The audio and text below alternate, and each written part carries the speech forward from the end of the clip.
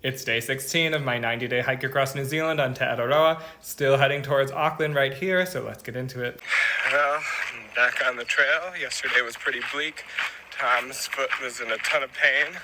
This morning, we're just gonna plod on. But it didn't rain last night like it was supposed to, and our tents are dry this morning, so that's a good thing. Stopped to catch my breath. Been hiking for an hour. We were camped down by the beach over there, so making progress. Whew, finally, some great hiking up here. And Tom is way ahead of me.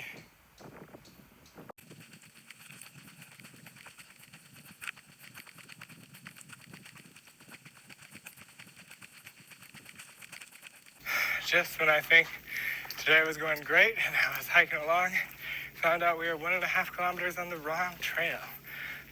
And it was all downhill, so now going back up.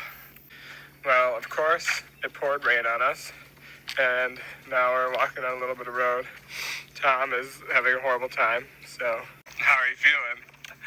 So I'm gonna have to get off trail. My feet have just turned to mush. Started on that beach yesterday. Within about an hour, I just could barely walk. I totally bandaged them this morning, and within half an hour it poured rain and all the bandages fell off. So because of our schedule, I just can't take any zeros really, so I'm going to go ahead to Auckland and I'll see Danny there, if he survives anyway. It's a sad day, watching Tom walk away from me. Hope he feels better. I'm exhausted from climbing, but here's a view. Tom's no longer with me, so been doing it all solo. Been slipping through the mud all up these mountains, soaking wet, sweat dripping. It's been a day. Basically, our day started off with a road walk and then into some farms, and then finally we got into some woods. Once we got into the forest, I finally felt really happy for the first time on the trail. It felt like I was back on the Appalachian Trail, just hiking in my groove through the woods.